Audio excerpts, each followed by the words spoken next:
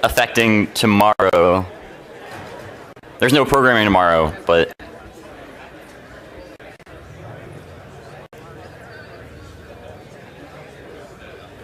so tomorrow, President Obama is coming to Seattle, so they will be shutting down some roads starting at 2 p.m. tomorrow. So just, I guess, fit that into your travel plans. Be aware of that. Traveling by road might be more difficult than normal tomorrow. Also, if you're going to the gala tonight, there will be a bus in front of the motif. So just out the lobby, just walk towards the street at 5:30, at 5:40, and at 5:50 to take you to the Museum of Flight. Though if you're driving there, there's plenty of parking, so that will not be an issue. Coming back, there will be buses leaving the museum starting at 10:45, and then I believe there's 3, and I think they'll leave every 10 minutes, though I'm not positive on that. I will double check that for the next time I'm up here. So I am going to be introducing somebody who works for one of our sponsors, Satellite 2017. I've attended Satellite in the past. It is a satellite conference. Next year it will be from March 6th to 9th in Washington, D.C. They have a lot of really cool things there. For the younger crowd, they have something called SGX, which is run by the Space Generation Advisory Council, and it's kind of like a TEDx based all around space. I went this year, and there were really great speakers, and it was definitely worth it. Even just getting out to the conference just for that, I think would be worth it. And then they also have, the standard satellite programming and exhibits. They are the largest and most important global satellite communications event of the year, gathering professionals from all markets of the satellite community. So if you would like more information on that, you can check them out at satshow.com. But now I'm going to call up Jeffrey Hill, who will introduce our last keynote speaker of the day. Thank you.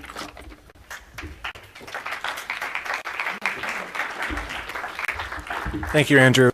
Before I start, I would like to thank our hosts here at NewSpace, Kat, Hannah, Brandon, Jeff, and Andrew, and the rest of their fantastic crew of volunteers. Let's give them a round of applause for putting on such a wonderful conference.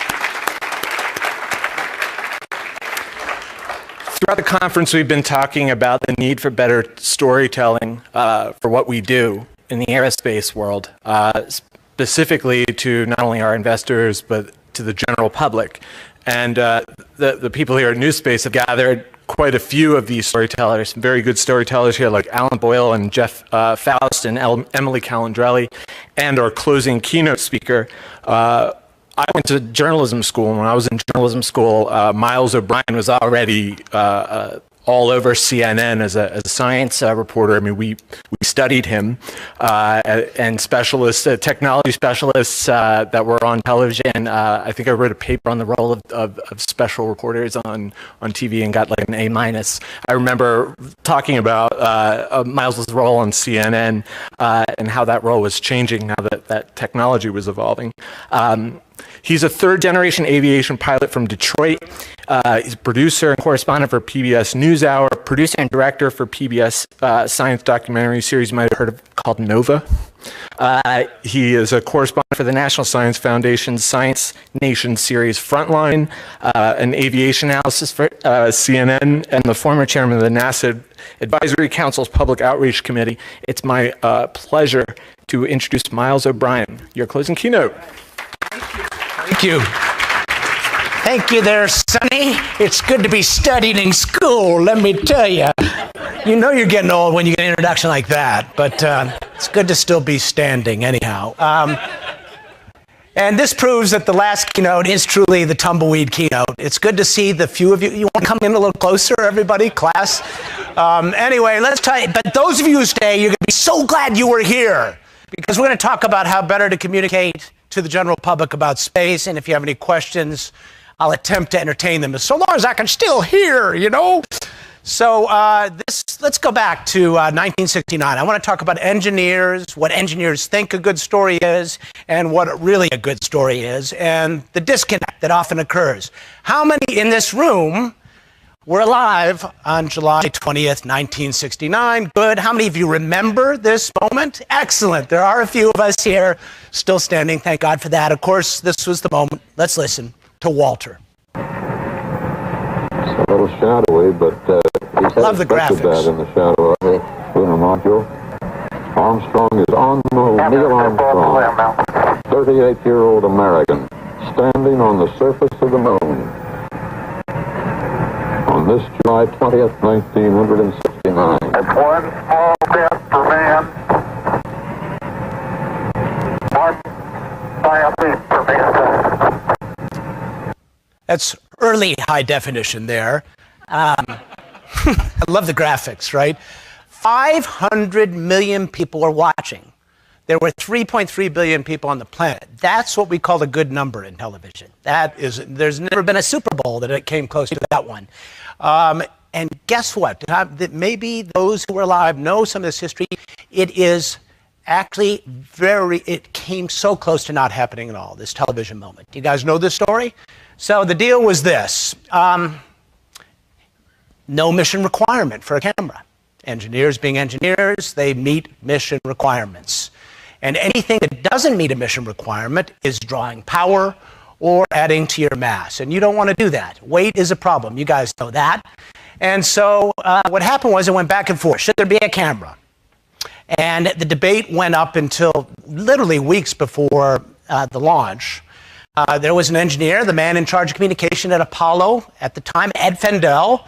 Ed, in his infinite wisdom, said, no mission requirement. TV should not go to the moon. It is not required for scientific purposes. Now, you have to think about how an engineer thinks. If it's not something I need to put on for the mission requirement, then by definition, it is sapping that requirement. So from a blank sheet, the camera probably should have been on the lunar module. I think we can all agree with that right now.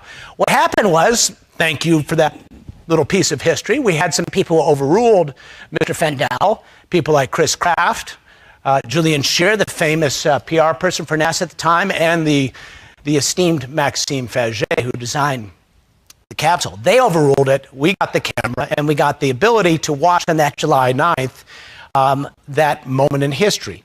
But that tells you a little something about how engineers think and how we in the storytelling business think. We don't always get along. Before NASA ever stopped to think much about communication, they were doing some crazy-ass stuff in public there. They just put the cameras on, and in the early 60s, what a show. And so inadvertently, accidentally, they laid the groundwork for a great narrative. Everybody was primed for, frankly, a disaster. What would happen if human beings were in the midst of all of this? The danger was palpable. Put that in the context of the Cold War race, and you had a perfect narrative. What was missing from all this? Q Central casting. The guys in silver, the Right Stuff guys, the Mercury 7, they were augmented by that sweet Life magazine deal, which gave them a little extra revenue beyond their government contracts, and made them the face of the space race. People were rooting for them, and they couldn't help but think about the old Flopnik days on what might happen. This is what we call a good narrative arc, right? So then what happened was this. Then we all know the rest of the story. We got the guys in the moon. It was great. And then we got this. STS, the Space Transportation System. So in its infinite wisdom, NASA decided that the really interesting and compelling thing was to sell the American people on how absolutely banal space is. Let's make it look routine. Let's make it look like an airliner. Let's not make the astronauts stars in any way. Let's make it all about work, which is good. I think we can all agree, everybody in this room, we want to do real work in space. But from my perspective, as a guy that's trying to tell stories, I need a little more than that. Take a listen to Maxime Faget. it resembles a Delta wing airplane on top of propulsion system. System is going to be designed so all of the costly parts are reusable. Now that we're beginning to understand space, we're beginning to understand the potential, the economic potential. The need is to bring larger arrays of instrumentation up in space. The need to provide man with a real capability to work up in space. So, not exactly going to bring masses to the television for this thing, right? We're going to work in space, we're going to build a truck, it's going to be great, it's going to be cheaper. There was nothing in there that got people engaged in the space program. As a matter of fact, look at this video, I love this one. 3,000 miles range to go. CRT displays look good. This research pilot is simulating a landing of the reusable space shuttle. The shuttle is a cargo-carrying combination spacecraft and aircraft able to carry large payloads to and from Earth and space 100 times or more. It's scheduled for use in the early 1980s. That's great stuff. So what it lacked was, frankly, it didn't have faces, right? There were some exceptions to that. We had Sally Ride, of course, people paid attention to that. And then, of course, tragically, the next one that we really focused on was with Krista McAuliffe, and we know how that ended. So here's the thing. NASA on that day had kind of really up to that point with the shuttle, had done a pretty good job of getting people to tune out. So people were, number one, kind of apathetic. They had been told by Maxime Faget and others that this was all about doing it cheaper, and it's really no more interesting than watching airplanes land at National Airport, and therefore it is safe. And as you know, they didn't even wear pressure suits. They were perpetuating a myth of safety, which they thought was going to help them continue to fund the program. But when things went bad and it would lay bare the evident lie of all of that, that apathy turned immediately into anger. They didn't have friends. They hadn't done a job making friends, putting a face to the program, having a dialogue with people, making them understand what the program was about. And I would say it seems kind of counterintuitive. Had they been more honest about how risky it was, they would have had a better time getting through all of this, because there wouldn't have been this idea that people felt kind of hoodwinked by NASA. So honesty is the best policy in my theory. And now that does sound self-serving, and it is, but you know, that's why I'm here. Hey, I get a free opportunity to talk to you guys. By the time Columbia came around, you know, a second kind of a repeat in many ways of Challenger. There was no real great opportunity to save the shuttle program at that point. And so we moved on. And there's a lot of good reasons that that's good for space in general, and certainly people in this room, now that we moved into another era. So it's a tough way to have that program kind of end.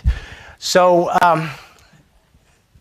in the course of doing what I did at CNN for 17 years, I got very close to the space shuttle program, obviously, and or as close as you could be.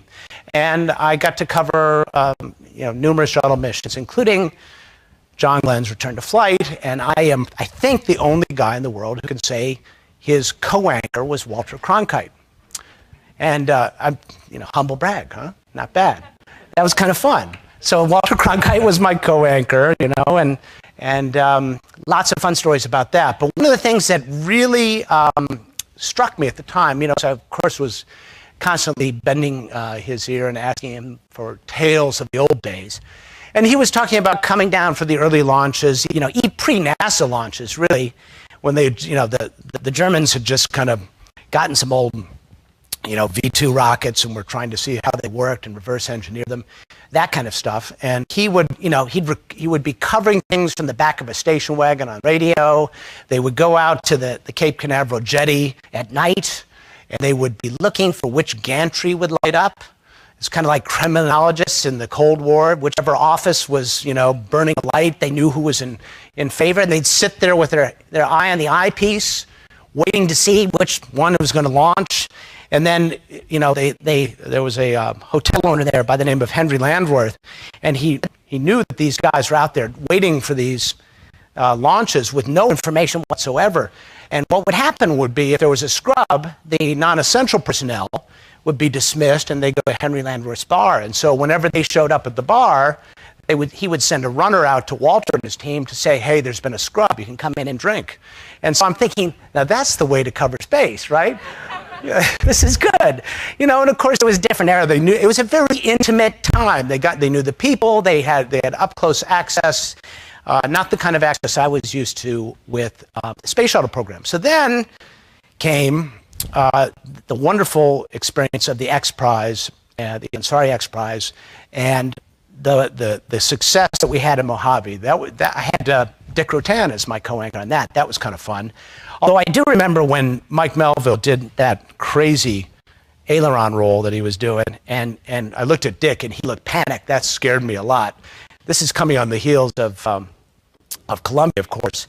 But what was great about that is I had my own kind of Walter experience. I mean, I wasn't waiting for some runner to tell me when to go drink, but I was able to literally go into the hangar at Scaled, just less than an hour after they had pulled the thing in, kind of kick the tires on the spacecraft and talk to Mike Melville. And I thought, this is the way it should be. This is human. This is, you know, the kind of connection that people want to have.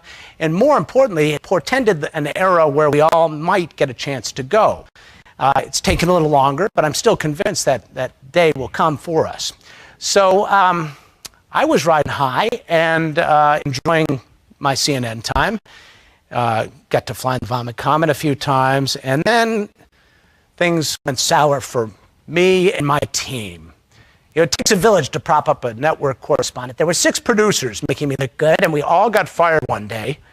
And that was tough. But at that point, we realized there was astonishingly little interest in what we loved at CNN. Basically, if we knew about the Kardashians, we'd still be there today.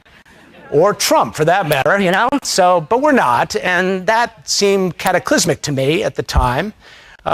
So much so that I did what every self-respecting middle-aged guy who gets a pink slip did. I grew a beard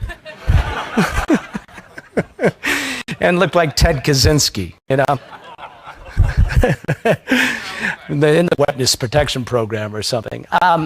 So while I was sitting there pondering my fate, counting up how much severance money I had, I spent a lot of time thinking about this place, this newsroom from whence I came. What is wrong with this place is part of what I'm thinking. You know, it's not that there is apathy about science and technology in a place like this. There's outright hostility. These are people, these are poli-sci. Now, I should tell you, I'm a history major. I just play a scientist on TV. These are people who, the periodic table gave them a cold sweat. And they are the people who are in charge of this newsroom. And the idea of putting science on TV is, frankly, the reason it was on CNN for so long is it was sponsored by AT&T. And when AT&T stopped that sponsorship, it was just a matter of time before it would all be over. So I started, you know, looking at what they were doing and watching, and this is what I saw. Take a look at these pictures that we're going to be sharing with you. I was just asking Chad, how can you get a volcano in Iceland? Isn't it too when you think of a volcano, you think of like Hawaii and long words like that. You don't think of Iceland. You think it's too cold to have a volcano there. But no, there it is. Look at that. What is this? Take us through these pictures. That is a plume of ash coming out of the top of a volcano, going straight up. What's the white stuff? Tens of thousands. That's just a cloud. Oh, okay. Yeah. So at least CNN was in good hands, right? It was really going to be fine. And I got to say, the next one is gratuitous, but it's too much fun. So do you mind? Will you indulge me? Can we do one more Rick Sanchez, please? Okay, thank you. Here we go. Here, there you can see the line, and notice this big drop.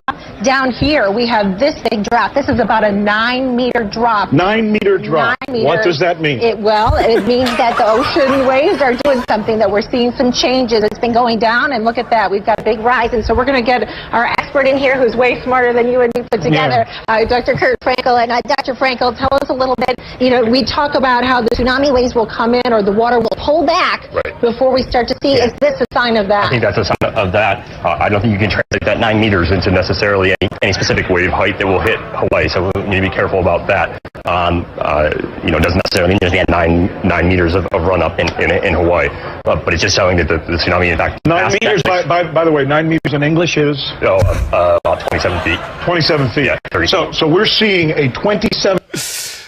So for those of you who thought it was a great idea to call up CNN and try to get your story on CNN, forget it. Nobody's there. There's nobody there to pick up the phone. They have no clue. If Donald Trump was going to space, they might take your call, and I don't know. This is just it's what happens. So what the heck? On we go. On to the next thing. And what's interesting is a lot of people like you and, frankly, NASA saw nature abhors a vacuum, right? There's the vacuum.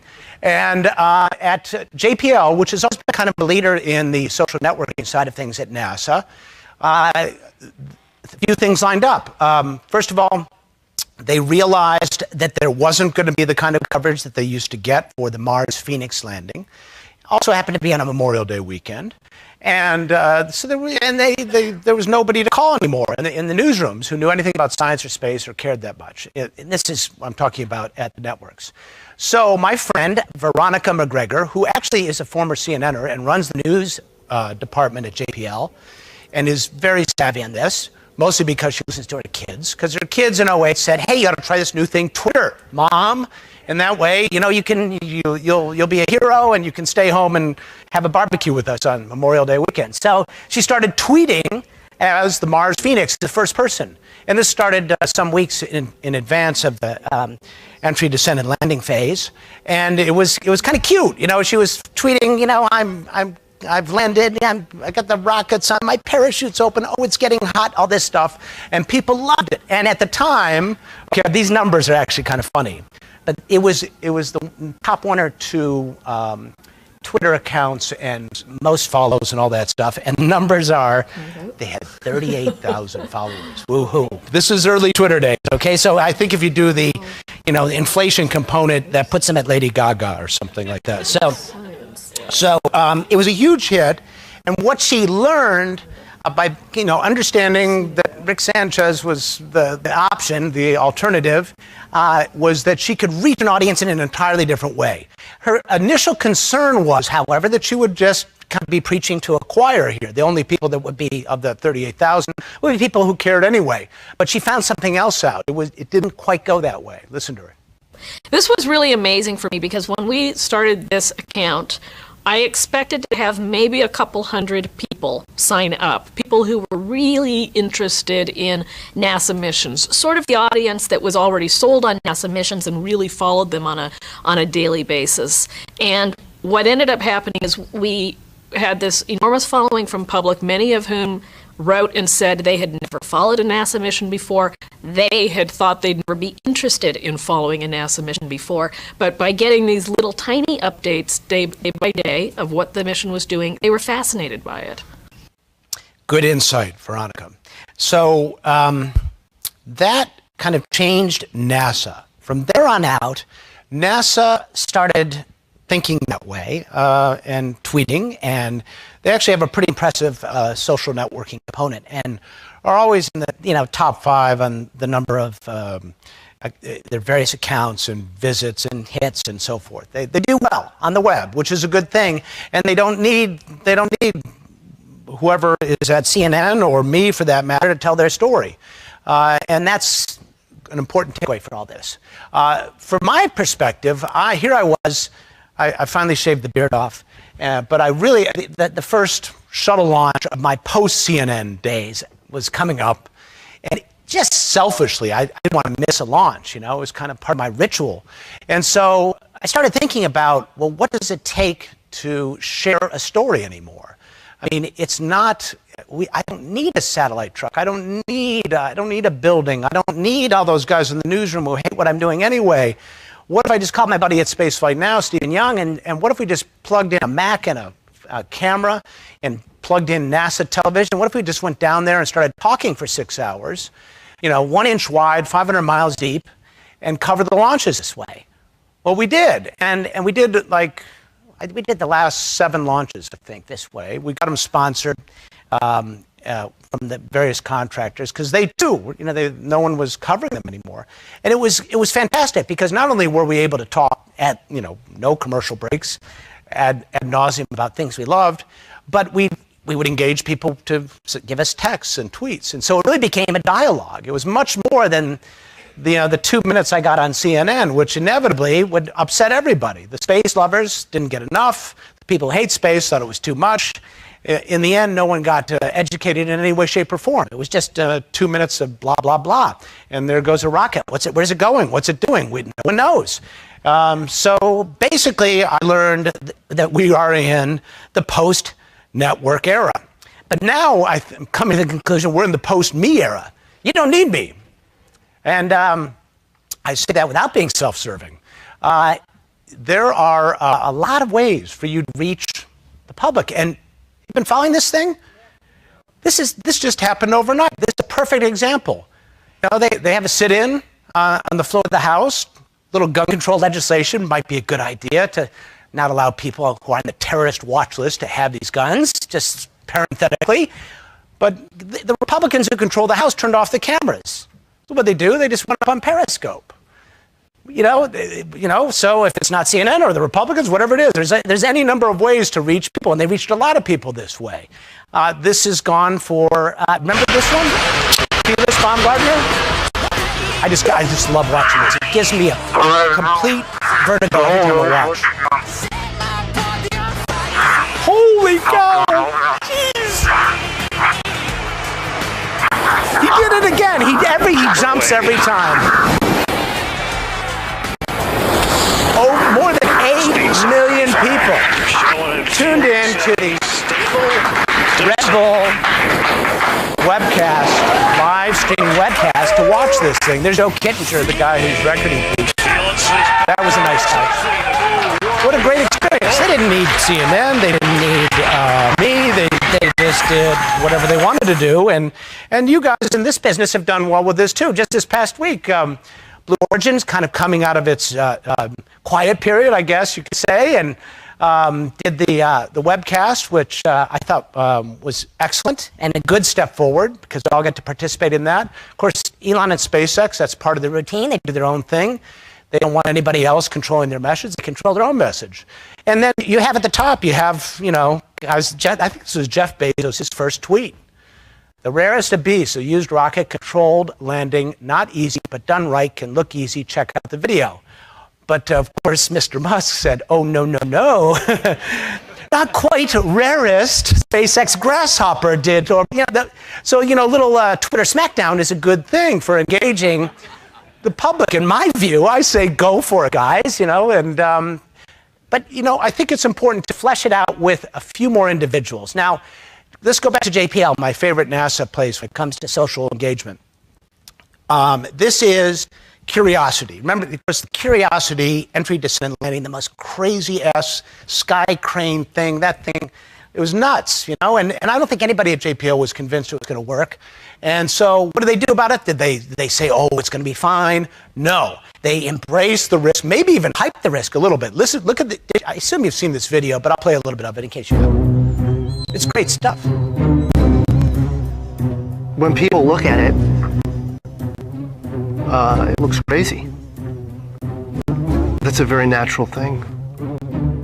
Sometimes when we look at it, it looks crazy.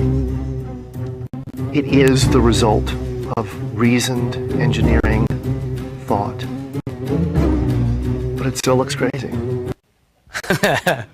So the 7 minutes of terror and all this. And so there are a couple things that are key there. Number one, embrace the risk. Be honest with people about it. We got this crazy-ass idea. It may or may not work. Space is hard, folks. Space is hard. That makes people want to watch. It's not the shuttle. Well, this is going to be very cheap, and we're going to do it in such a way that we can do it 100 times. Whew, that's not good storytelling. So, and the other thing they did was they put some faces to it. Adam Stelzner and, of course, our famous friend Mohawk Guy got their 15 minutes, didn't they? But that meant a lot more to people. So my takeaways to all of you are continue your social networking, amp it up, in my view, continue the dialogue, make friends along the way, and remember this most important fact. This is one of the key things that people in the space world, engineers, I love you people, but you got to understand, you love your machines much more than most people do. The machine, I love the machines, that's because I'm into it, but the average person is more into Mohawk Guy and Adam Stelzner and you know, how they feel about it, frankly. And so develop some people who are the face of your companies and start nurturing that. It can't just be, you know, Elon and Jeff at the top. I'm not saying they shouldn't continue their dialogue with the public, but it needs to, let's flesh this out a little bit. Let's show some people. I want to see the 20-somethings who are making this a reality. And I think if we do that, we're going to bring the public along for the ride. Now, you know, maybe many of you at your companies, you say, screw the public, I don't need the public. I think that's short-sighted. I think in the long run, we are, after all, I think, thinking about a greater goal which has an element of altruism in it. We want to explore the final frontier. And if we can't get people enthused about that and really understanding what you all are doing, and that it's not just dueling billionaires with a hobby, we need people to understand the big picture and to start fleshing that story out. We need more characters, more dialogue. We need your companies to make friends with the public. So when you have a success, they understand the context and know exactly what you've accomplished. And God forbid, because it will happen one day, when you have a mishap, you will have friends. I'm here for your questions if you need them.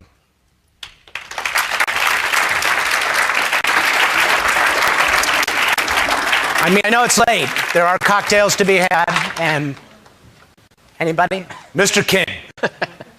Miles Doug King from the Museum of Flight. So Jeff Bezos made a great speech a couple of weeks ago where he talked about the population growth on Earth in the last 75 years from 2 billion to 7 billion. Who's going to impose the limits on population growth? It won't be a government, it'll be nature. We need to move things that consume a lot of energy and cause pollution and so on off the planet, and basically began to link this story to the future of humanity, not because we want to go. He even said, I think most people still think we're doing this to give a few rich people a great experience. We're doing it to save the Earth. Do you think that'll resonate? I sure hope so. I am doing now, it's in early phase, so I'm a little reluctant to talk about it, but I'm doing a multi-part series for PBS on this, and I really want people to understand that vision and get it past the whatever snicker factor that might be when people start talking about that. Because the idea of humanity being a multi-planet species is not a crazy notion. And I firmly believe the way we're going on this planet, one way or another, we're going to have a narrow window to do this. And then we might miss that window, and then we're going to be in trouble. And yes, we need to explain that in the context of all the other things that are cool and interesting about space as well. But as soon as we can move it away from the dueling billionaire idea, I think the better for public support and ultimately support for your companies and, you know, maybe customers one day. Yes? Yeah, you talked about space having accidents, and there was one about a year and a half ago. And, you know, in the run-up to that, Branson was talking about levels of safety that were ridiculous. Yeah, and he was making it sound both exciting and safe. And what are your thoughts on that? I mean, how does a commercial company both sell tickets and try to be honest about what it's doing? I think probably a little more honesty is a good idea. You might lose some people on the list, but do you really want them to go if you give them the straight dope and they don't want to be there? I think that I think you have to err on the side of you know, scaring people a little too much, especially if they're, you know, lining up to fly. Because, you know, and one of the big raps on, you know, Challenger, of course, was that, you know, Krista McAuliffe kind of parachuted in there a few months prior. And, you know, there's a lot of debate these days as to what if she fully understood the risks. NASA was talking itself into a safety posture that was not realistic. So I think we can all kind of get lulled into complacency in any realm we do. In this realm, it is extremely unforgiving. And I think we constantly have to remind ourselves. And I asked Sir Richard about that after the accident, if he felt he had been too sanguine. What did he say? He thought so, yeah. But he also felt that he had he said that the people on his list, you know, were more engaged and were more aware of the risks than the general public. So maybe there have been more communication to them, possibly. You said that? Yeah. Okay, well. That counts for something, right? Not necessarily. Not in your view. Yes. Once those paying passengers start flying to suborbital space, is that going to capture the public's imagination in your mind? I mean, is it going to exceed kind of the effect of the X Prize, which has been talked about in this conference as a kind of a seminal moment for a lot of people in this industry? Oh, I think it's going to be incredible. I'm really excited about it. And it'll be for all the things we just talked about, and and then some. I mean, think how the X Prize captured people's attention. There were campers out there. It was like the heady days of Apollo with huge amounts of people, in of all places, Mojave, California, and so yeah, I think this idea that it's kind of there's a barrier that's been broken down, and let's face it, we're a pretty aspirational nation, right? We all think we someday will have the $250,000 to go, right? So this is sort of like including everybody in the routine, even though it may not be totally realistic. So I do predict there will be a tremendous amount of interest in it. Whether CNN will break away from the Trump coverage for that, I don't know. I hope so. Yes. First of all, just want to thank you very much for this. This has been super exciting for me personally, as somebody that I think has a similar passion for getting more people excited. So on that front, kind of two-part question, I guess. The first is you sort of mentioned, which I think is very smart, like put a face on it, find the human angle within space. But beyond that, wondering if you have other thoughts. I mean, I think we've all been in this conference, and space is such a broad term. There's so many different parts of space and things going on with satellites and exploration and condensation stuff.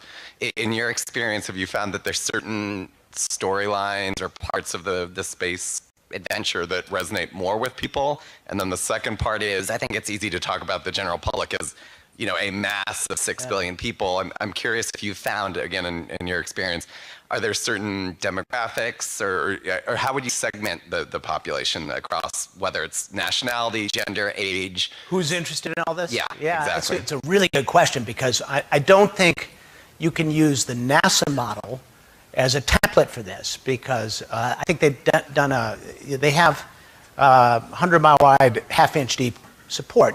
People, NASA it's vaguely cool, right? This is good, and NASA equates to generally cool things, and that's good. But beyond that, they really don't. They're not engaged. As for the, so I think there's an opportunity to take that to another level, because you guys are not as constrained as NASA with all the rules they have that limit their ability to market and the worries they have with the Hill and OMB and all these things.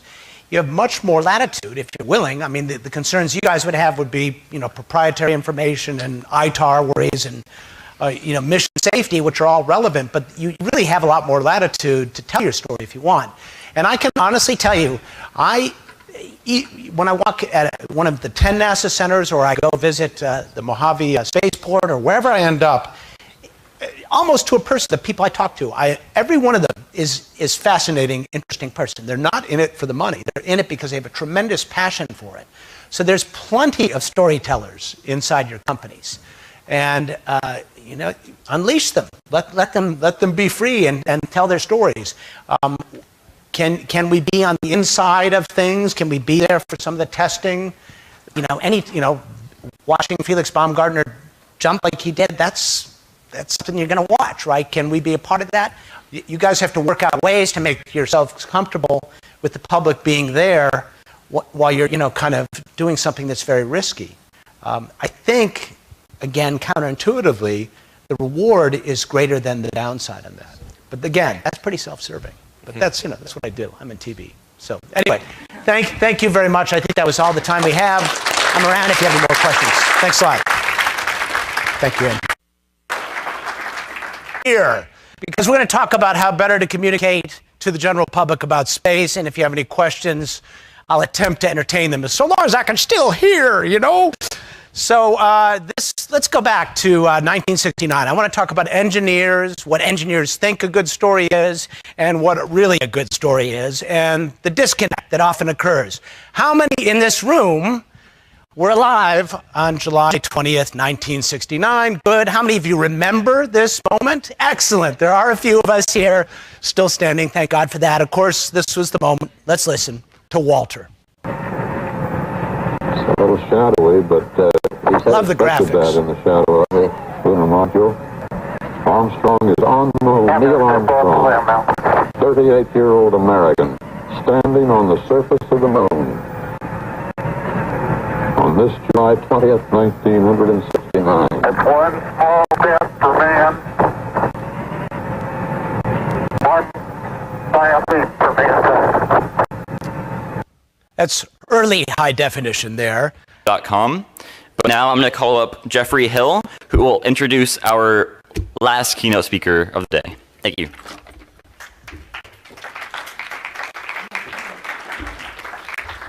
Thank you, Andrew. Before I start, I would like to thank our hosts here at NewSpace, Kat, Hannah, Brandon, Jeff, and Andrew, and the rest of their fantastic crew of volunteers. Let's give them a round of applause for putting on such a wonderful conference. Throughout the conference, we've been talking about the need for better storytelling for what we do in the aerospace world, specifically to not only our investors, but to the general public. And the people here at NewSpace have gathered quite a few of these storytellers, very good storytellers here like Alan Boyle and Jeff Faust and Emily Calandrelli, and our closing keynote speaker. I went to journalism school, and when I was in journalism school, Miles O'Brien was already all over CNN as a science reporter. I mean, we studied him, and specialists, technology specialists that were on television. I think I wrote a paper on the role of special reporters on TV and got like an A-. I remember talking about Miles's role on CNN and how that role was changing now that technology was evolving. He's a third-generation aviation pilot from Detroit. He's a producer and correspondent for PBS NewsHour, producer and director for PBS science documentary series you might have heard of called Nova. He is a correspondent for the National Science Foundation's Science Nation series Frontline, an aviation analysis for CNN, and the former chairman of the NASA Advisory Council's Public Outreach Committee. It's my pleasure to introduce Miles O'Brien, your closing keynote. Thank you. Thank you there, Sonny. It's good to be studied in school, let me tell you. You know you're getting old when you get an introduction like that, but it's good to still be standing anyhow. And this proves that the last keynote is truly the tumbleweed keynote. It's good to see the few of you. You want to come in a little closer, everybody, class? Anyway, let's try it. But those of you who stay, you're going to be so glad you were here. For the next time I'm up here. So I am going to be introducing somebody who works for one of our sponsors, Satellite 2017. I've attended Satellite in the past. It is a satellite conference. Next year it will be from March 6th to 9th in Washington, D.C. They have a lot of really cool things there. For the younger crowd, they have something called SGX, which is run by the Space Generation Advisory Council, and it's kind of like a TEDx based all around space. I went this year, and there were really great speakers, and it was definitely worth it. Even just getting out to the conference just for that, I think would be worth it. And then they also have, the standard satellite programming and exhibits. They are the largest and most important global satellite communications event of the year, gathering professionals from all markets of the satellite community. So if you would like more information on that, you can check them out at SatShow affecting tomorrow. There's no programming tomorrow, but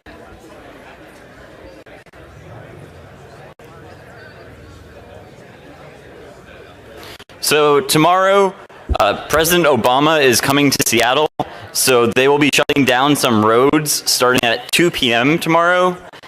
So just, I guess, fit that into your travel plans. Be aware of that. Traveling by road might be more difficult than normal tomorrow. Also, if you're going to the gala tonight, there will be a bus in front of the motif. So just out the lobby, just walk towards the street at 5:30, at 5:40, and at 5:50 to take you to the Museum of Flight. Though if you're driving there, there is plenty of parking, so that will not be an issue. Coming back, there will be buses leaving the museum starting at 10:45, and then I believe there's 3, and I think they'll leave every 10 minutes, though I'm not positive on that. I will double check that.